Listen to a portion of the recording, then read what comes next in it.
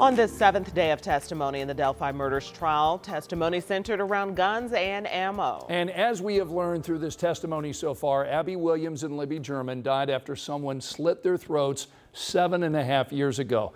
But there was one bullet cartridge that was found by their bodies. Our senior investigative reporter Bob Siegel just stepped out of the courthouse in Carroll County. And he joins us live from Delphi with a look at the testimony jurors heard today. Go ahead, Bob.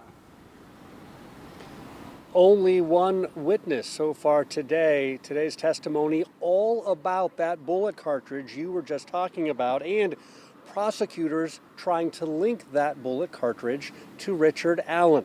Now, jurors heard earlier this week, you'll remember, about that bullet cartridge that investigators found at Ground Zero, the area where Abby and Libby's bodies were discovered in the woods. They also heard about a gun that police seized from Allen's house during a search warrant served there back in 2022. Today, the state tied those two things together with the help of a firearm examiner who used to work for Indiana State Police.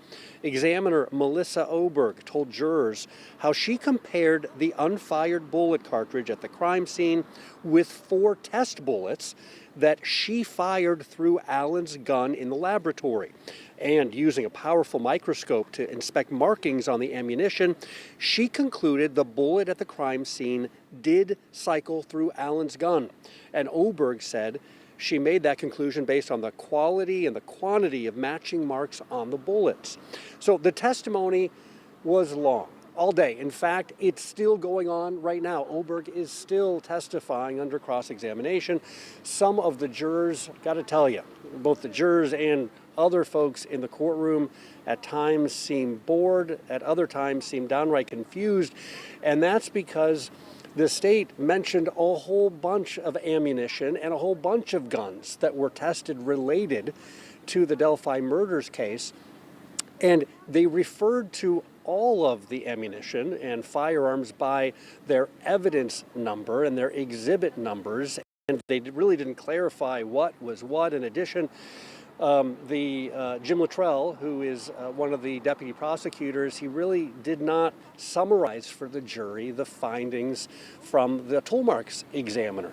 So it was kind of confusing today. But want to mention to you, this is really important evidence and testimony for the jury because it's the state's way to directly place Allen at the murder scene. The ballistics evidence is among the most compelling evidence the state has.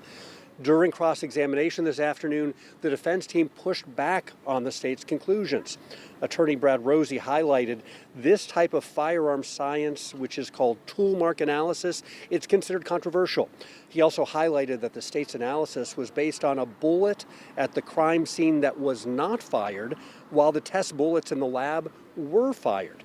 And he got Oberg to admit that her analysis and conclusions presented to the jury are subjective. Now, I want to point out that the jury got to see a lot of evidence, a lot of exhibits today regarding these.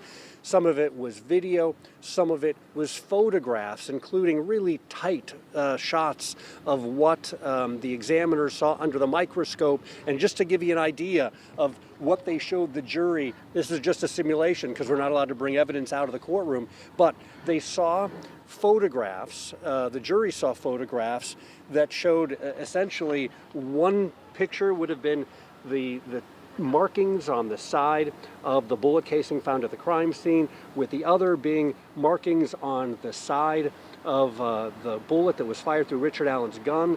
They then lined those up and they showed how they lined up and matched, and that is how investigators determined that there was a connection between Richard Allen's gun and what was at the crime scene. That's what they want the jury to believe. It'll be interesting to see how they kind of wade through all this really dense testimony today. We'll have more on what's going on here inside Carroll County Court coming up on 13 News at 6. For now, I'm Bob Siegel, live in Delphi. We'll send it back to you.